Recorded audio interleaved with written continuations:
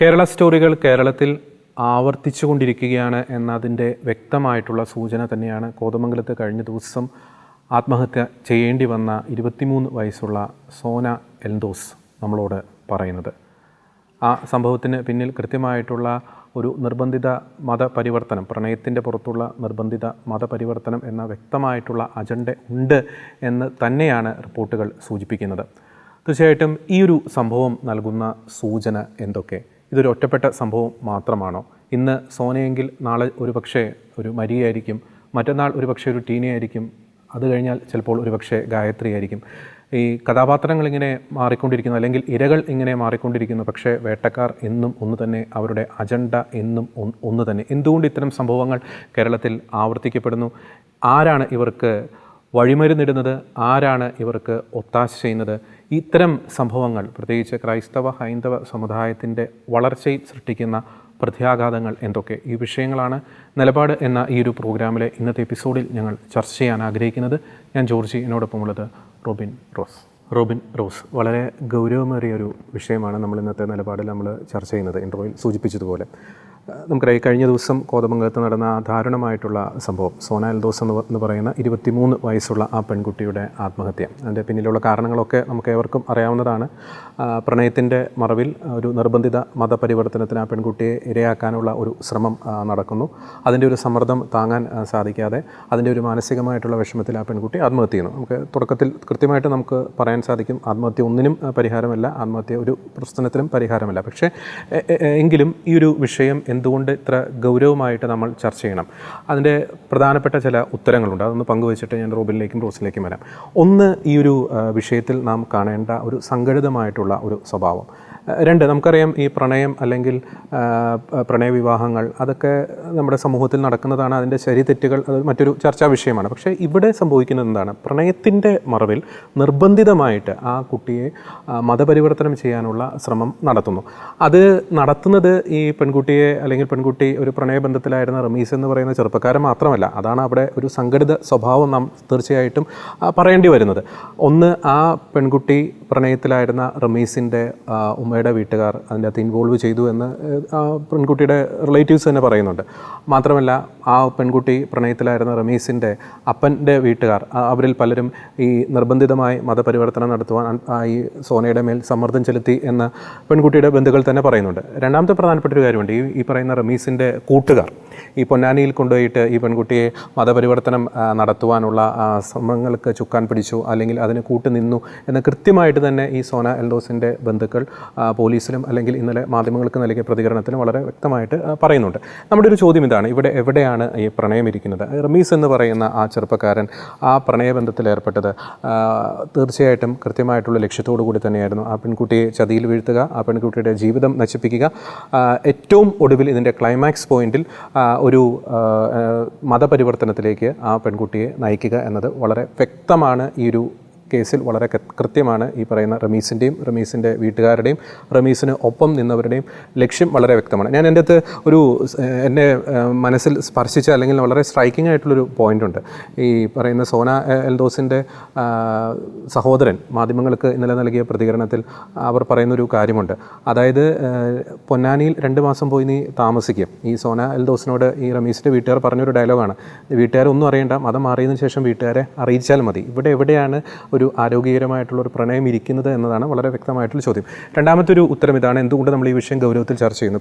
പലപ്പോഴും നമുക്കറിയാം, നിർബന്ധിത മതപരിവർത്തനം, പ്രണയത്തിൻ്റെ മറവിൽ നിർബന്ധിത മതപരിവർത്തനം ഇവിടെ നടക്കുന്നുണ്ട് എന്ന് നമ്മൾ ഉൾപ്പെടെയുള്ള മാധ്യമങ്ങൾ, ക്രൈസ്തവ സഭ നേതൃത്വങ്ങൾ, വിവിധ ക്രൈസ്തവ സംഘടനകളൊക്കെ ഉറക്കെ പല ഘട്ടത്തിലും വിളിച്ചു പറയുമ്പോഴും അവരെ വർഗീയവാദികളാക്കുന്ന, അല്ലെങ്കിൽ സംഘികളാക്കുന്ന, ക്രിസംഘികളാക്കുന്ന പ്രവണത വളരെ ശക്തമായിരുന്നു. അവർ എതിർശക്തികൾ, അല്ലെങ്കിൽ ഇതിൻ്റെ എതിർഭാഗത്ത് നിൽക്കുന്നവർ ചോദിക്കുന്നൊരു ചോദ്യമാണ്, തെളിവെവിടെ എന്നൊരു കാര്യം. ഈ ഒരു കേസിൽ വളരെ വ്യക്തമായിട്ടൊരു തെളിവ് നമുക്ക് ലഭിച്ചിട്ടുണ്ട്, സോന എൽദോസിൻ്റെ ആത്മഹത്യക്കുറിപ്പ്. പക്ഷേ ആ തെളിവിന് തീർച്ചയായിട്ടും സോന എൽദോസിൻ്റെ ജീവൻ്റെ ഒരു വിലയുണ്ടായിരുന്നു എന്നത് വളരെ വ്യക്തമാണ്. ഇനി തെളിവെവിടെ എന്ന് ചോദിക്കുന്നവർക്ക് വളരെ വ്യക്തമാണ്, പ്രണയത്തിൻ്റെ മറവിൽ എങ്ങനെയാണ് ആസൂത്രിതമായി, വളരെ ഗൂഢമായി, വളരെ തന്ത്രപരമായിട്ട് മതപരിവർത്തനം നടത്താനുള്ള സംഘടിതമായിട്ടുള്ള ഒരു നീക്കം ഇവിടെ നടക്കുന്നുണ്ട് എന്നതിൻ്റെ വളരെ വ്യക്തമായിട്ടുള്ള തെളിവ് കൂടിയാണ് ഇവിടെയുള്ളത്. മറ്റേ നമ്മൾ പലപ്പോഴും തെളിവെവിടെ എന്ന് ചോദിക്കുന്ന ആരോപിക്കുന്നവർക്ക് തെളിവ് കൊടുക്കാൻ ക്രൈസ്തവ സഭകളും നേതൃത്വമൊക്കെ തയ്യാറാണ്. അവരുടെ കയ്യിൽ വളരെ വ്യക്തമായിട്ടുള്ള തെളിവുകളുണ്ട്. പ്രത്യേകിച്ച് താമരശ്ശേരി രൂപതയൊക്കെ ഈ വിഷയത്തിൽ ശക്തമായിട്ട് ഇടപെടുന്ന ഒരു രൂപത കൂടിയാണ്. ഒരു കാര്യം കൂടി പറഞ്ഞിട്ട് ഞാൻ റോബിനിലേക്ക് വരികയാണ്.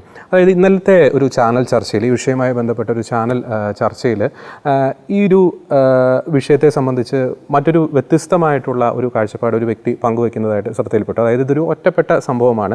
ഈ റമീസ് എന്ന് പറയുന്ന ചെറുപ്പക്കാരൻ ആ പെൺകുട്ടിയെ ഒഴിവാക്കാൻ വേണ്ടിയിട്ട് പറഞ്ഞൊരു തന്ത്രമാണ് മതം മാറണം. അപ്പോൾ മതം മാറണം എന്ന് പറഞ്ഞു കഴിഞ്ഞാൽ പെൺകുട്ടിയെ സമ്മതിക്കില്ല, അങ്ങനെ ഒഴിവായി പൊക്കോളും, അതൊരു ഒറ്റപ്പെട്ട സംഭവമാണ്. ഈ പറയുന്ന റമീസ് എന്ന വ്യക്തി യൂസ്ലെസ് ആണ്, ഒന്നിനും കൊള്ളാത്തവനാണ് എന്ന് പറയുന്ന ആ റമീസിൻ്റെ സമുദായത്തിൽപ്പെട്ട ഒരു വ്യക്തി തന്നെ ചാനൽ ചർച്ചയിൽ നിന്ന് പറയുന്നത് നമുക്ക് കിട്ടും. ആ വ്യക്തിയോട് ചോദിക്കാനുള്ളൊരു ചോദ്യം ഇതാണ്: ഈ റമീസ് യൂസ്ലെസ് ആണ്, അല്ലെങ്കിൽ ഇത് ഒറ്റപ്പെട്ട സംഭവമാണ്, ഈ പെൺകുട്ടിയെ ഒഴിവാക്കാനുള്ള ശ്രമത്തിൻ്റെ ഭാഗമാണ് ഇത് നടത്തിയതെങ്കിൽ എന്തുകൊണ്ട് ഈ ഒരു വിഷയത്തിൽ മതം മാറ്റാനുള്ള സമ്മർദ്ദം റമീസിൻ്റെ വീട്ടുകാരുടെ ഭാഗത്തുനിന്നുണ്ടായി, കൂട്ടുകാരുടെ ഭാഗത്തുനിന്നുണ്ടായി, സംഘടിതമായ നീക്കം എന്തുകൊണ്ട് നടന്നു? ഇതൊരു ഒറ്റപ്പെട്ട സംഭവമല്ല, കൃത്യമായിട്ടുള്ളൊരു ആസൂത്രണം, കൃത്യമായിട്ടുള്ള അജണ്ട ഇതിൻ്റെ പിന്നിലുണ്ട് എന്നത് വ്യക്തമാണ്. ഞാൻ റോബിനിലേക്ക് വരിക.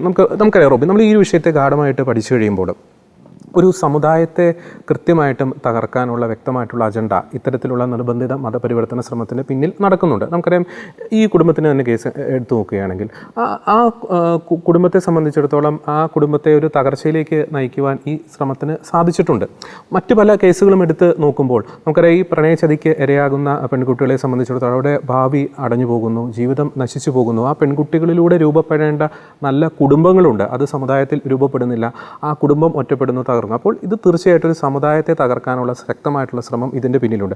പക്ഷേ എന്തുകൊണ്ട് ഈ വിഷയത്തിൽ ശക്തമായിട്ടുള്ള പ്രതികരണങ്ങൾ നമ്മുടെ പല രാഷ്ട്രീയ നേതൃത്വങ്ങളുടെ ഭാഗത്തുനിന്ന് ഉണ്ടാകുന്നത്? നമുക്കറിയാം, ഈ ദിവസങ്ങളിലൊക്കെ ഛത്തീസ്ഗഡ്, ഒഡീഷ വിഷയങ്ങളൊക്കെ ശക്തമായിട്ട് നമ്മുടെ രാഷ്ട്രീയ നേതൃത്വങ്ങൾ പ്രതികരിച്ചാണ്, നല്ല കാര്യം. പക്ഷെ സമാനമായിട്ടുള്ളൊരു പ്രതികരണം, ഒരു ആവേശം എന്തുകൊണ്ട് ഇത്തരം വിഷയങ്ങളിൽ, പ്രത്യേകിച്ച് ഇസ്ലാമിസ്റ്റുകൾ പ്രതിരോധത്തിലാകുന്ന വിഷയങ്ങളിൽ നമ്മുടെ രാഷ്ട്രീയ നേതൃത്വങ്ങളുടെ ഭാഗത്തുനിന്ന്, സഭയുടെ ഉള്ളിൽ നിന്ന് പോലും ചിലരുടെ ഭാഗത്തുനിന്ന് എന്തുകൊണ്ട് ഉണ്ടാകുന്നില്ല? ഒന്ന്, രാഷ്ട്രീയക്കാരുടെ ഭാഗത്തു നിന്ന് എന്തുകൊണ്ട് ഇതിനെതിരെ പ്രതികരണം ഉണ്ടാകുന്നില്ല എന്നുള്ളതിൻ്റെ ഏറ്റവും വലിയ ഉത്തരം, ഈ കാര്യം ആ സമുദായത്തെ ബാധിച്ചേക്കുന്ന ഒരു സാധനമാണ്. അപ്പോൾ അതിനെതിരെ പ്രതികരിച്ച് കഴിഞ്ഞാൽ ആ സമുദായം ഒന്നാകെ രാഷ്ട്രീയക്കാർക്കെതിരെ പ്രതികരിക്കുമെന്നുള്ളതാണ്. അത് തന്നെ വളരെ വളരെ ഭീകരമായിട്ടുള്ളൊരു കാര്യമാണ്. അതിൻ്റെ അടിത്തട്ടിലേക്ക് നമ്മൾ പോവുകയാണെങ്കിൽ, ഇപ്പോൾ ഈ പെൺകുട്ടിയുടെ കാര്യം ഒരു ഉദാഹരണമാണ് എന്ന് പറയുന്നു. വേറെ എത്രയോ ഉദാഹരണങ്ങൾ ഈ സമൂഹത്തിൻ്റെ മുന്നിൽ നിരത്തി വെച്ചിരുന്നു. നമ്മൾ എത്രയോ ഉദാഹരണങ്ങൾ ഇവരുടെ മുൻപിൽ നിരത്തി വെച്ചിരുന്നു. ഇതുപോലെ ഇനി ഈ ഉദാഹരണങ്ങൾ പോരെങ്കിൽ ഇന്ത്യയുടെ പല ഭാഗത്തു നിന്നും എത്രയോ ഉദാഹരണങ്ങൾ വരുന്നു. കൊലപാതകങ്ങൾ വരെ നടത്തിയ ഉദാഹരണങ്ങൾ എത്രയോ എണ്ണമാണ് ഉള്ളത്. അപ്പോൾ ഇതൊന്നും മനസ്സിലാക്കാൻ സൗകര്യമില്ല എന്നുള്ളതാണ് ഒന്നാമത്തെ വസ്തുത എന്ന് പറയുന്നത്. എന്ന് വെച്ചാൽ ഈ പെൺകുട്ടികൾ ഇതുപോലെ ചതിയിൽപ്പെടുത്തി ഈ ആളുകൾ ഇതുപോലെ ഉപയോഗിച്ചപ്പോൾ മതം മാറാൻ നിർബന്ധിക്കുന്നു എന്ന് പറയുന്നത്, ഇയാളെ അനാശാസ്യത്തിന് പിടിച്ചു, അതിൻ്റെ പേരിൽ വഴക്കുണ്ടായി എന്ന് പറയുന്നു. ഒരു രീതിയിൽ പറഞ്ഞാൽ ഇയാൾ മതം മാറണം എന്ന് നിർബന്ധം പിടിക്കുന്നത് തന്നെ ഈ പെൺകുട്ടിയെ ഒരിക്കലും ഈ മതത്തിൻ്റെ ഉള്ളിലേക്ക് കയറി വെച്ചിട്ട് പിന്നെ പുറത്തേക്ക് പോകരുത്. ആ മതത്തിൻ്റെ ഉള്ളിലേക്ക് കയറി കഴിഞ്ഞാൽ പിന്നെ അവിടെ വേറൊരു ഡൈമെൻഷനാണ് ഇതിനുള്ളത്. എന്ന് വെച്ചാൽ പിന്നെ എത്ര വേണേലും അയാൾക്ക് കല്യാണം കഴിക്കാം, അയാൾ എങ്ങനെ പോയാലും പിന്നെ ചോദ്യം ചെയ്യപ്പെടുന്നില്ല, എത്ര വേണേലും കല്യാണം കഴിക്കാം. ഈ പെൺകുട്ടി അവരിൽ ഒരാളായി വീട്ടിൽ ഒതുങ്ങേണ്ട അവസ്ഥയിലേക്ക് ഈ പെൺകുട്ടിയെ മാറ്റുകയാണ്. അതുപോലെ തന്നെ നമുക്കറിയാം, ക്രിസ്ത്യൻ അല്ലെങ്കിൽ ഹിന്ദു പെർസ്പെക്റ്റീവിൽ ഈ ഒരു പെൺകുട്ടി അങ്ങനെ പോയി കഴിഞ്ഞാൽ പിന്നീട് ആ പെൺകുട്ടിയെക്കുറിച്ച് വീട്ടുകാർക്കാണെങ്കിൽ നാട്ടുകാർക്കാണെങ്കിൽ ആ പെൺകുട്ടിയുടെ ഭാവി അടഞ്ഞുപോയി എന്നുള്ളൊരു ചിന്തയാണ്. അതുകൊണ്ട് തന്നെ ആ പെൺകുട്ടിക്ക് പിന്നെ മറ്റൊരു ഓപ്ഷനോ ഒരു സ്വാതന്ത്ര്യമോ ഇല്ലാത്ത ഒരു അവസ്ഥയിലേക്ക് ആ പെൺകുട്ടി മാറുന്ന വളരെ ഭീകരമായ ഒരു സാഹചര്യം നിലനിൽക്കുന്നുണ്ട്. പിന്നെ എന്തുകൊണ്ട് ഈ സഭയടക്കമുള്ള സംവിധാനങ്ങൾ ഇതിനെതിരെ വളരെ കൃത്യമായിട്ട് പ്രതികരിക്കുന്നു എന്ന് പറയുമ്പോൾ, ഈ പറയേണ്ട ഈ ആരോപണം ഉന്നയിക്കുന്ന ആളുകൾ മനസ്സിലാക്കേണ്ടത്, ഈ ലവും ഈ പ്രണയവും അതുമല്ലെങ്കിൽ രജിസ്റ്റർ മാരേജോ അല്ലെങ്കിൽ കല്യാണം കഴിക്കൽ, ഇതൊന്നും ഇന്നും ഇന്നലെയും തുടങ്ങി ഒരുപാട് കാലങ്ങൾക്ക് മുന്നേ ഇതൊക്കെ സംഭവിക്കുന്നുണ്ട്. അന്നില്ലാത്ത ആരോപണം എന്തുകൊണ്ട് ഇന്ന് സംഭവിക്കുന്നു എന്ന് പറഞ്ഞു കഴിഞ്ഞാൽ, ഒരു പർട്ടിക്കുലർ കാലഘട്ടത്തിൽ ഇതിൻ്റെ വ്യാപ്തി പല മടങ്ങായി വർദ്ധിച്ചു എന്നുള്ളതാണ്. ഒരു പർട്ടിക്കുലർ കാലഘട്ടത്തിൽ ഇതിൻ്റെ വ്യാപ്തി പല മടങ്ങായി വർദ്ധിച്ചു. അത് കൃത്യമായിട്ട് നമ്മൾ നോട്ടീസ് ചെയ്ത് നമ്മുടെ അടുത്ത് കൃത്യമായ ഡാറ്റകളുണ്ട്. ഓരോ ഇടവകളിൽ നിന്ന് എത്ര പെൺകുട്ടികൾ പോയി എന്നുള്ള അടക്കമുള്ള ഡാറ്റകൾ വളരെ കൃത്യമായിട്ടുണ്ട്. അതിൻ്റെ എന്ന് വെച്ചാൽ സഭയ്ക്ക് ഇപ്പോൾ RSSൻ്റെ വേറെ ആരുടെയും പുറകെ വക്കാലത്തും പിടിച്ചുകൊണ്ട് പോകേണ്ട ആവശ്യമില്ല. ഇതിനൊക്കെ കൃത്യമായിട്ടുള്ള ഡാറ്റയുണ്ട്. ഈ പറയുന്ന ഒരു സംഘടനയ്ക്കും ഇല്ലാത്തത്രയും ആഴമായിട്ടുള്ള ബന്ധം ഈ കുടുംബങ്ങളുമായിട്ടും അതുപോലെ തന്നെ ഇടവകയിലെ ഓരോ ഫാമിലിയുമായിട്ട് കത്തോലിക്ക സഭയ്ക്കുണ്ട്. അത്രയും സ്ട്രെങ്ത് ഉള്ള ഒരു സഭയാണ്. അത്രത്തോളം വേരോട്ടം ഒരു സഭയാണ്. ആ സഭയ്ക്ക് വേറെ ആരുടെയും വക്കാലത്ത് പിടിച്ചുകൊണ്ട് പോകേണ്ട ആവശ്യമില്ല ഇങ്ങനത്തെ കാര്യങ്ങളിൽ. അപ്പോൾ വളരെ കൃത്യമായ ഡാറ്റകളാണ് നമ്മുടെ അടുത്ത് ഇരിക്കുന്നത്. ഇനി ഇതുപോലൊരു സംഭവം സംഭവിച്ചു കഴിഞ്ഞാൽ നമ്മുടെ ധ്യാന കേന്ദ്രങ്ങളിലാണ് ഏറ്റവും ആദ്യം ഇവരെ കൊണ്ട് പോകുന്നത്, ഈ കുട്ടികളെ കൊണ്ടുപോകുന്നത്. സകലമാന സാധനങ്ങൾ പെൺകുട്ടികൾ എന്താണ് അനുഭവിച്ചത് A to Z കാര്യം അവിടെ നിന്ന് വളരെ കൃത്യമായിട്ട് ഒരു കൗൺസിലിംഗിലൂടെ മനസ്സിലാക്കാനുള്ളത്. അതിന് ഇതിന് മാത്രം വലിയ റോക്കറ്റ് സയൻസിൻ്റെ ആവശ്യമൊന്നുമില്ല. അപ്പോൾ സഭ ഇതിനെക്കുറിച്ച് വളരെ കൃത്യമായിട്ട് എവറി ന്യൂക്ക് ആൻഡ് കോർണർ, ഈ ഒരു മാനിപ്പുലേഷൻ്റെ, ഈ ഒരു തീവ്രവാദത്തിൻ്റെ എവറി ന്യൂക്ക് ആൻഡ് കോർണർ പഠിച്ചിട്ടാണ് സഭ ഇതിനെക്കുറിച്ച് സംസാരിക്കുന്നത് എന്നുള്ളതാണ് ഏറ്റവും ആദ്യം ഈ ആളുകൾ, ആരോപണം ഉന്നയിക്കുന്ന ആളുകൾ മനസ്സിലാക്കേണ്ടത്. കാരണം ഈ പെൺകുട്ടികളെ മതം മാറ്റുന്നതിൻ്റെ ഉദ്ദേശം, മതം മാറ്റി കഴിഞ്ഞ് കഴിഞ്ഞിട്ടുണ്ടെങ്കിൽ അവർ ആ മതത്തിൻ്റെ ഉള്ളിൽ അടയ്ക്കപ്പെടുന്ന സാഹചര്യം ഉണ്ടാകുന്നു. അവർക്ക് പിന്നെ അവിടുന്ന് പുറത്തു വരാനുള്ള സാഹചര്യം ഉണ്ടാകുന്നില്ല. ആരാണോ ഈ ഹണ്ട് ചെയ്തയാൾ എന്ന് വെച്ചാൽ ഈ വേട്ടയാടി ഈ പെൺകുട്ടിയെ പിടിച്ച അയാൾക്ക് പിന്നെ ഈ മതത്തിൻ്റെ ഉള്ളിലേക്ക് ഈ പെൺകുട്ടിയെ അടച്ചു കഴിഞ്ഞാൽ പിന്നെ അയാൾ പിന്നെയും സ്വതന്ത്രനാണ്. അയാൾക്ക് എത്ര വേണേലും കല്യാണം കഴിക്കുക, അയാൾ പിന്നെയും ഹണ്ട് ചെയ്യാൻ ഇറങ്ങിക്കൊണ്ടിരിക്കും. ഇത് തന്നെയാണ് അക്ഷരാർത്ഥത്തിൽ ഇവിടെ സംഭവിച്ചുകൊണ്ടിരിക്കുന്നത്. ഇതിനെതിരെ ആരും ശബ്ദമുയർത്താൻ തയ്യാറാകുന്നില്ല എന്നുള്ളതാണ്. പിന്നെ എങ്ങനെയാണ് ഇനി ഈ രാഷ്ട്രീയക്കാരും അതുപോലെ തന്നെ ഈ ഇസ്ലാമിക സംഘടനകളും ഇതിനെതിരെ ഇപ്പം നമ്മൾ ഇങ്ങനെ ഒരു ആരോപണം ഉന്നയിച്ചു, തെളിവുകളുടെ അടിസ്ഥാനത്തിൽ ഇവരുടെ നേരെ ആരോപണം ഉന്നയിച്ചു. ഇവർ എന്താണ് തിരിച്ച് ചെയ്തത് എന്നുള്ളതാണ് ഏറ്റവും പ്രധാനപ്പെട്ട കാര്യം എന്ന് പറയുന്നത്. ഇവർ സഭയ്ക്കുള്ളിൽ കുത്തിത്തിരിപ്പുണ്ടാക്കാൻ നോക്കി. ഇവർ സോഷ്യൽ മീഡിയകളിലൂടെ ഹിന്ദുവിൻ്റെയും ക്രിസ്ത്യാനികളുടെയും പേര് വെച്ച് ഇവർ അച്ഛന്മാരെയും ബിഷപ്പുമാരെയും തെറി വിളിക്കുന്നവരുണ്ടാക്കി. അങ്ങനെ സഭയ്ക്കുള്ളിൽ കുത്തിത്തിരിപ്പ് പല സംഘടനകളിലൂടെ, പല രീതികളിലൂടെ സഭയ്ക്കുള്ളിൽ രാഷ്ട്രീയക്കാരടക്കം ഇതിനെതിരെ സഭ പറയുമ്പോൾ അവരെന്താണ് ചെയ്യുന്നത്? ബിഷപ്പുമാരെ തെറി വിളിക്കുന്നു, അച്ഛന്മാരെ തെറി വിളിക്കുന്നു, അവരെ അറസ്റ്റ് ചെയ്യണമെന്ന് പറയുന്നത്. ഇതാണ് ഇവർ ചെയ്തുകൊണ്ടിരിക്കുന്നത്, തിരിച്ച് ചെയ്തുകൊണ്ടിരിക്കുന്നത്. അപ്പോൾ എത്രത്തോളം സ്വാധീനമാണ് ഇതുപോലുള്ള തീവ്രവാദ ഇസ്ലാമിക സംഘടനകൾ ഇവിടുത്തെ രാഷ്ട്രീയ പ്രസ്ഥാനങ്ങളുടെ മേൽ ഉണ്ടാക്കിക്കൊണ്ടിരിക്കുന്നത് എന്നുള്ളത് നമ്മൾ വളരെ ഭീതിയോടെ കാണേണ്ടതാണ്. ക്രൈസ്തവ സമൂഹം ഒന്നാകെ വളരെ ഭീതിയോടെ കാണേണ്ടതാണ്. കാരണം ഇതുപോലുള്ള രാഷ്ട്രീയക്കാരും ഇതുപോലുള്ള നമ്മുടെ ഉള്ളിലെ തന്നെ സെക്കുലറിസം പൂത്തുലഞ്ഞു നിൽക്കുന്ന കുറേ ആളുകളും എല്ലാം കൂടിയാണ് പല സ്ഥലങ്ങളിൽ നിന്ന് നമ്മുടെ സഭ തന്നെ ഇല്ലാതായി പോകാനുള്ള കാരണമായി തീർന്നിട്ടുള്ളത്. അപ്പോൾ നമ്മളത് കൃത്യമായിട്ട്, കാരണം സഭയ്ക്കെതിരെ സഭ ഇങ്ങനെയുള്ള ആരോപണങ്ങൾ ഉന്നയിച്ച് ഇങ്ങനെയുള്ള ഫാമിലികളെ രക്ഷിക്കാൻ ശ്രമിച്ചുകൊണ്ടിരിക്കുമ്പോൾ തിരിച്ച് ഇവർ സഭയോട് ചെയ്യുന്നത് സഭയിൽ കുത്തിത്തിരിപ്പുണ്ടാക്കാൻ ശ്രമിക്കുക, ആളുകളെ വിഘടിപ്പിക്കുക, സഭ പണത്തിന് വേണ്ടിയാണ് നിലനിൽക്കുന്നതെന്ന് പറയുക, സഭ അങ്ങനെ ചെയ്യുന്നു, ഇങ്ങനെ ഒരു 100,000 ആരോപണങ്ങൾ ഉന്നയിക്കും. ഇനി മറ്റൊരു കാര്യം, ഇപ്പോൾ ഈ സംഭവം എടുത്തിടുമ്പോൾ എല്ലാവരും പറയുന്ന ഛത്തീസ്ഗഡിൽ നടന്ന സംഭവം. ഈ ഛത്തീസ്ഗഡിൽ നടന്ന സംഭവത്തിനും ഈ സംഭവത്തിനും തമ്മിൽ വളരെ വലിയൊരു വ്യത്യാസമുണ്ട് എന്നുള്ളതാണ്. ഛത്തീസ്ഗഡിൽ നടന്ന സംഭവം സുവിശേഷ പ്രഘോഷണം എന്ന് പറയുമ്പോൾ മതപരിവർത്തനം ആരോപിച്ച് മിഷണറിമാരെ സംഘടിതമായി ആക്രമിക്കുന്ന സംഭവം. അവിടെ ഒരു ഫാമിലിയെ തകർക്കുന്നില്ല. ഇവിടെ എന്ന് പറഞ്ഞു കഴിഞ്ഞിട്ടുണ്ടെങ്കിൽ ഒരു ഫാമിലിയെ തകർത്ത് കളയാണ്. എന്ന് പറഞ്ഞു കഴിഞ്ഞിട്ടുണ്ടെങ്കിൽ ആ ഫാമിലിയുമായി ബന്ധപ്പെട്ട് നിൽക്കുന്ന ആ സമൂഹത്തെ തകർക്കുന്നതിന് തുല്യമാണ്. എന്ന് വെച്ചാൽ പാകിസ്ഥാനിൽ ഹിന്ദുക്കളും ക്രിസ്ത്യാനികളും ഇല്ലാതായി പോയത് ഈ രീതിയിൽ തന്നെയാണ്. അപ്പോൾ ബംഗ്ലാദേശിൽ ഹിന്ദുക്കളും ക്രിസ്ത്യാനികളും ഇല്ലാതായി പോയത് ഈ രീതിയിലാണ്. തുർക്കിയിൽ ഇല്ലാതെ ഇങ്ങനെയാണ്. ഇറാഖിൽ, സിറിയയിൽ, ഈജിപ്തിൽ, ഇവിടെയുള്ള സ്ഥലങ്ങളുടെ സകലമായ സ്ഥലത്തും ഇങ്ങനെ ഈ സമൂഹങ്ങളെ, ക്രിസ്ത്യൻ സമൂഹങ്ങളെ ഇല്ലാതാക്കിയതിൻ്റെ ഒരു രീതി ഇതായിരുന്നു എന്നുള്ളതാണ് ഇവിടെയുള്ള സെക്കുലറിസം പൂത്തു നിൽക്കുന്ന ക്രിസ്ത്യാനികളും അതുപോലെ തന്നെ നേതൃത്വത്തിൽ നിൽക്കുന്ന പല ആളുകളും, നമ്മൾ തീവ്രവാദം പറയുന്ന പല ആളുകളും മനസ്സിലാക്കേണ്ടത് സഭയെ ഇങ്ങനെ തന്നെയാണ് ഇസ്ലാമിക രാഷ്ട്രങ്ങളിൽ തകർത്തത്. അത് ആദ്യം മനസ്സിലാക്കിയിരിക്കുക എന്നുള്ളതാണ്. അപ്പോൾ ഇങ്ങനെ സഭയെ ഈ രീതിയിൽ താറടിച്ച് കാണിച്ചുകൊണ്ടാണ് ഇവരെല്ലാം രാഷ്ട്രീയക്കാരടക്കം ഇങ്ങനെയാണ് ഇത് ചെയ്തുകൊണ്ടിരിക്കുന്നത് എന്നുള്ളതാണ്. അവിടെ നിന്ന് അപ്പോൾ ഓർക്കുക, ഇത്രയും പെൺകുട്ടികൾ നമ്മുടെ സമൂഹത്തിൽ നിന്ന് പോയപ്പോൾ എത്രത്തോളം നമുക്കുണ്ടാകേണ്ട. ഇപ്പോൾ ഒരു 10,000 പെൺകുട്ടികൾ പോയ 10,000 ഫാമിലികളാണ് നമുക്കില്ലാതായത്. 10,000 ഫാമിലികൾ ഇല്ലാതായി. അതുപോലെ തന്നെ ആൺപിള്ളേർ അവർ ആ തലമുറയെ ഇല്ലാതായി പോയി. എന്ന് വെച്ചാൽ അടിസ്ഥാനപരമായി ഒരു സമൂഹത്തെ തകർത്തു എന്നുള്ളതാണ് നമ്മൾ ശരിക്കും മനസ്സിലാക്കേണ്ടത്. ഇന്നത്തെ ക്രൈസ്തവ സമൂഹത്തിൻ്റെ തകർച്ചയുടെ ഒരു കാരണം വളരെ വ്യക്തമായിട്ടും ഇതാണ് എന്നുള്ളത് നമ്മൾ ക്രിസ്ത്യാനികളാണ് ഏറ്റവും ആദ്യം മനസ്സിലാക്കിയിരിക്കുക. അവർക്ക് പല അജണ്ടകളും ഉണ്ടാവും മറ്റുള്ളവർക്ക്, പക്ഷേ നമ്മൾ ക്രിസ്ത്യാനികൾ അത് മനസ്സിലാക്കിയിരിക്കണം എന്നുള്ളതാണ്.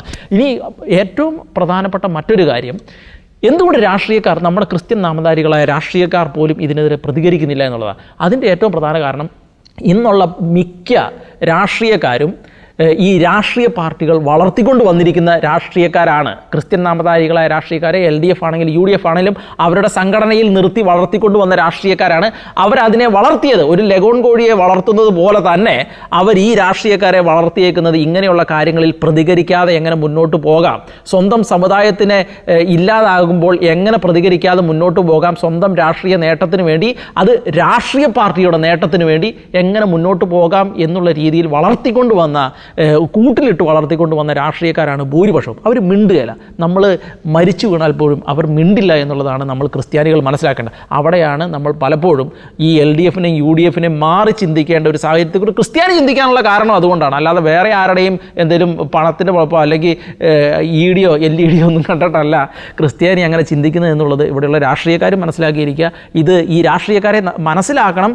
പുതിയ ഒരു രാഷ്ട്രീയ കാഴ്ചപ്പാട് നമുക്കുണ്ടാകണം എന്നുള്ളത് നമ്മൾ ക്രിസ്ത്യാനികൾ മനസ്സിലാക്കിയിരിക്കേണ്ട. കാരണം ആരും ഇപ്പോൾ ഈ സംഭവം വന്നു, ഒരു മനുഷ്യനും ഇതിന് പ്രധാനപ്പെട്ട ഒരു മാധ്യമങ്ങളോ അതുപോലെ തന്നെ ഈ രാഷ്ട്രീയക്കാരോ ഇതിനു വേണ്ടി പ്രതികരിക്കാൻ വന്നിട്ടില്ല. ലവ് ജിഹാദിനെ തള്ളി പറയാൻ ആരും വന്നില്ല. വ്യക്തമായ തെളിവുകളുണ്ട്. ആർക്കും അത് പ്രശ്നമല്ല.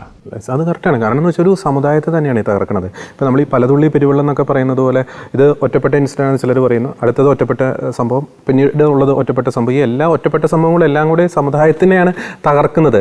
അപ്പോൾ ഒരു സമുദായം ഇങ്ങനെ തകർന്നു പോകുമ്പോൾ ചിലരുടെ നിശബ്ദത, ഈ രാഷ്ട്രീയ പാർട്ടികളിലേക്ക് നിശബ്ദത എന്ന് പറയുന്നത് നമ്മളെ ഭീതി ജനിപ്പിക്കുന്ന ഒരു കാര്യം തന്നെയാണ്. മറ്റൊരു പോയിന്റ് കൂടി പറയാൻ ആഗ്രഹിക്കുകയാണ്. അതായത് ഈ ഇത്തരത്തിലുള്ള കേസുകളൊക്കെ വരുമ്പോൾ നമുക്ക് പണ്ടും പലപ്പോഴും നമ്മൾ ചർച്ച ചെയ്തതാണ്, ഈ കോടതികളിലേക്കൊക്കെ ഈ കേസുകൾ വരുമ്പോൾ ഈ പെൺകുട്ടികളെ തട്ടിക്കൊണ്ടുപോയ അല്ലെങ്കിൽ പ്രണയത്തിന് വിധേയരാക്കിയ ആൺകുട്ടികളുടെ സൈഡിൽ വരുന്ന, അവർക്ക് വേണ്ടി വാദിക്കുന്ന വക്കീലന്മാർ, വലിയ ഫീസ് മേടിക്കുന്ന വക്കീലന്മാരാണ് ഇവരുടെ ഒപ്പം വരുന്ന ഇവരുടെ ഈ ചെറുക്കൻ്റെ കൂടെ വരുന്ന സംഘടിത സ്വഭാവമുള്ള സംഘടനകൾ, ആൾക്കൂട്ടങ്ങൾ. അതിൽ നിന്നൊക്കെ വളരെ വ്യക്തമാണ് ഇതിന് കൃത്യമായിട്ടുള്ള ഫണ്ടിങ് ഉണ്ട്, കൃത്യമായിട്ടുള്ള സംഘടിതമായിട്ടുള്ള സ്വഭാവമുണ്ട്. പലപ്പോഴും ഈ ആൺകുട്ടികൾ എന്ന് പറയുന്നത് ഫിനാൻഷ്യലി ബാക്ക്വേർഡ് ആയിട്ടുള്ള വീടുകളിൽ നിന്ന് വരുന്നതാണ്. ഇവർക്ക് എങ്ങനെ ഈ ഹൈ ഫീസൊക്കെ മേടിക്കുന്ന വക്കീലന്മാർ ലഭിക്കുന്നു എന്നത് വളരെ ചോദ്യമാണ്. ഇവർക്ക് എങ്ങനെ ഈ ആൾക്കൂട്ടത്തെ കൊണ്ടുവരാൻ സാധിക്കുന്നു എന്നതും വളരെ ചോദ്യമാണ്. സംഘടിതമായിട്ടുള്ള നീക്കം ഇതിൻ്റെ പിന്നിൽ നടക്കുന്നുണ്ട്. അപ്പോൾ റോസിലേക്ക് വരികയാണ്.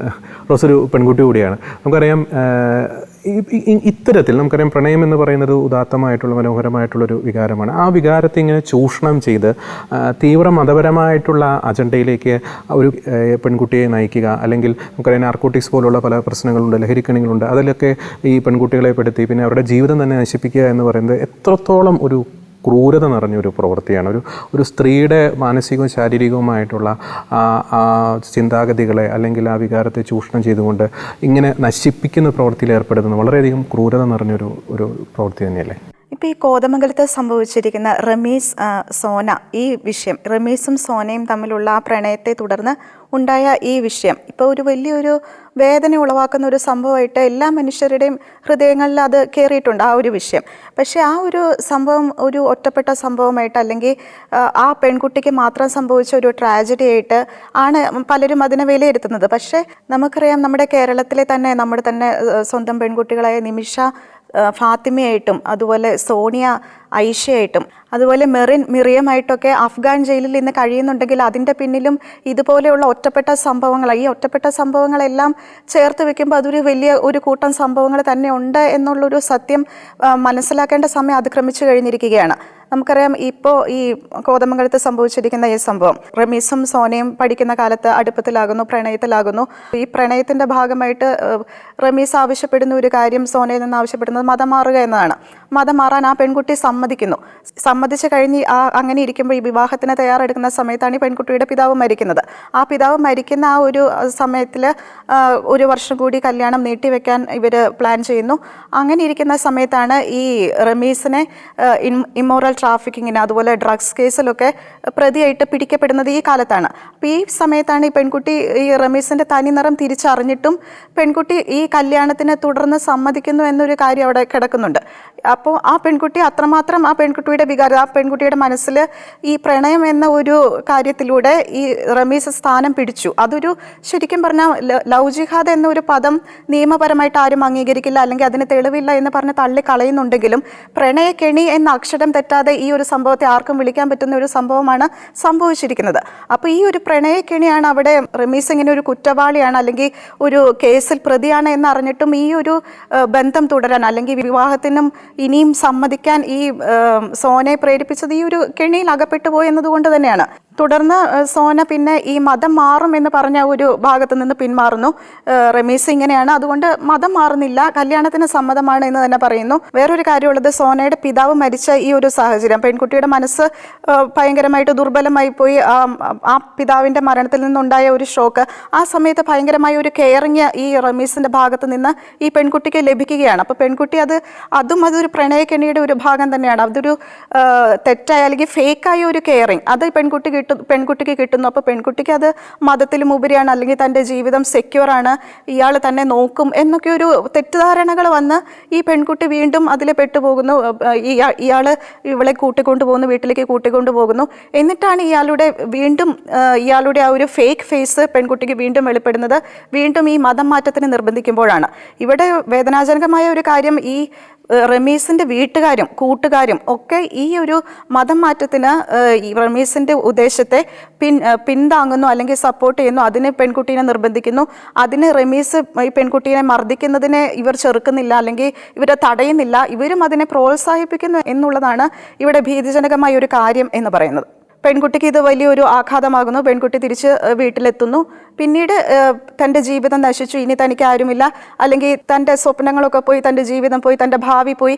അപ്പോൾ ആ ഒരു ആരും നിസ്സഹായ അവസ്ഥയിൽ, അല്ലെങ്കിൽ ആ പെൺകുട്ടി ആത്മഹത്യ ഒന്നിനും പരിഹാരമല്ല, പക്ഷെ ആ പെൺകുട്ടി മുമ്പിൽ വേറൊരു ഫ്യൂച്ചർ കാണുന്നില്ല, പെൺകുട്ടി ആത്മഹത്യ ചെയ്യുന്നു. ഇതാണ് ഇപ്പോൾ നടന്ന ഈ സോന റമീസ് സംഭവം.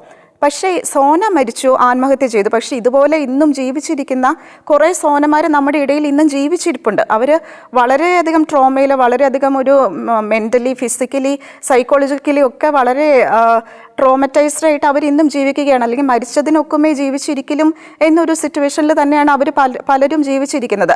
അവരിങ്ങനെ സാഹചര്യങ്ങളിൽ പെട്ടുപോകുന്നു, മതം മാറാൻ നിർബന്ധിതരാകുന്നു. പല കേസുകളിലും പലരും ഇന്ന് മിസ്സിംഗ് ആണ്. ഇങ്ങനെ പോയ പല കേസുകളിലും പലരും ജീവിച്ചിരിപ്പില്ല, പലരും ആത്മഹത്യ ചെയ്തു, പലരും ഇന്ന് തീവ്രവാദികൾ, IS തീവ്രവാദികളുടെ ജയിലിലാണെന്നുള്ള വാർത്തകൾ പുറത്തു വന്നു. എന്നിട്ടും ഇതൊക്കെ ഒറ്റപ്പെട്ട സംഭവങ്ങളാണ്, അല്ലെങ്കിൽ ഇതൊന്നും ഒരു ലവ് ജിഹാദ് എന്ന ഒരു സംഭവത്തെ പിന്താങ്ങുന്ന തെളിവുകളല്ല എന്നൊക്കെ പറഞ്ഞ് ഇതിനെ വീണ്ടും വീണ്ടും തള്ളിക്കളയുകയാണ് ഇപ്പോഴും പലരും ചെയ്തുകൊണ്ടിരിക്കുന്നത്. നമുക്കറിയാം, ഇങ്ങനത്തെ സംഭവങ്ങൾ കേരളത്തിൽ മാത്രം സംഭവിക്കുന്ന കാര്യങ്ങളുമല്ല. ഇത് ലോകവ്യാപകമായിട്ട് നടക്കുന്ന ഒരു നിഗൂഢ ശൃംഖലയുടെ ഒരു ഭാഗമാണെന്ന് തന്നെ പറയാം. നമുക്കറിയാം, ഈ ഇടയ്ക്ക് നമ്മൾ കേട്ടു ഇംഗ്ലണ്ടിൽ ഗ്രൂമിംഗ് ഗ്യാങ്ങുകളുടെ കേസിൽ സംഭവിച്ചതും ഇത് തന്നെയാണ്. 2000-ഓളം പെൺകുട്ടികളാണ് നശിപ്പിക്കപ്പെട്ടത് ഇങ്ങനെയുള്ള പുരുഷന്മാർ. അതും പ്രത്യേകം ശ്രദ്ധിക്കേണ്ടതാണ്, ആക്രമിക്കപ്പെട്ട അല്ലെങ്കിൽ ഈ ഗ്രൂമിംഗ് ഗ്യാങ്ങുകളുടെ റേപ്പുകൾക്ക് ഇരകളാക്കപ്പെട്ട പെൺകുട്ടികളെല്ലാവരും വെളുത്ത വർഗ്ഗക്കാരായിരുന്നു. അതുപോലെ ആക്രമിച്ചവർ, ഇതിന് പെർപെട്രേറ്റേഴ്സ് എല്ലാം പാക് വംശജരായിരുന്നു. അപ്പോൾ ഇതിലെല്ലാം ഇതിൽ സംഭവം പുറത്തുനിന്ന് നോക്കുമ്പോൾ തന്നെ, വെറുതെ പുറത്തുനിന്ന് ഇതൊന്ന് പഠിക്കുന്നവർക്ക് മനസ്സിലാക്കാവുന്ന തരത്തിൽ ക്ലിയർ ആയിട്ടുള്ള ഒരു സംഘടിത നീക്കങ്ങൾ ഇതിലുണ്ട് എന്നത് പറയാതെ വയ്യ. സീറോ മലബാർ സഭ ഇന്നലെ പുറപ്പെടുവിച്ച പ്രസ്താവനയിൽ പറഞ്ഞൊരു കാര്യമുണ്ട്, നിഷ്കളങ്കമായ പ്രണയത്തെ വഞ്ചനയുടെ ആയുധങ്ങളാക്കുന്ന മത തീവ്രവാദികളെ ഇനിയും നമ്മുടെ പെൺകുട്ടികൾ തിരിച്ചറിയാതെ പോകുന്നത് വളരെ സങ്കടകരമായ ഒരു കാര്യമാണ് എന്നുള്ളത്. അപ്പോൾ ആ ഒരു പ്രസ്താവന, സീറോ മലബാർ സഭയുടെ ആ ഒരു വിലയിരുത്തലാണ് ശരിക്കും ഇനിയുള്ള നമ്മുടെ ക്രൈസ്തവ പെൺകുട്ടികൾക്കൊരു കണ്ണ് തുറപ്പിക്കേണ്ട കാര്യമാകേണ്ടത്. ഇങ്ങനത്തെ ഒരു സംഭവങ്ങൾ കേൾക്കുമ്പോൾ ഇത് അവൻ്റെ കഥയാണ്, ഇത് അവളുടെ കഥയാണ്, അല്ലെങ്കിൽ ഇത് അവർക്ക് മാത്രം സംഭവിച്ച ഒരു ട്രാജഡിയാണ്, എൻ്റെ കേസിൽ ഇതല്ല, എൻ്റെ പ്രണയം നിഷ്കളങ്കമാണ്, അല്ലെങ്കിൽ എൻ്റെ പ്രണയം ട്രൂ ആണ്, എന്നെ പ്രണയിക്കുന്ന ആൾ യഥാർത്ഥമായിട്ടാണ് പ്രണയിക്കുന്നത്, ഇങ്ങനെയുള്ള ഒരു വിചാരങ്ങളാണ് എല്ലാ പെൺകുട്ടികൾക്കും ഉള്ളത്.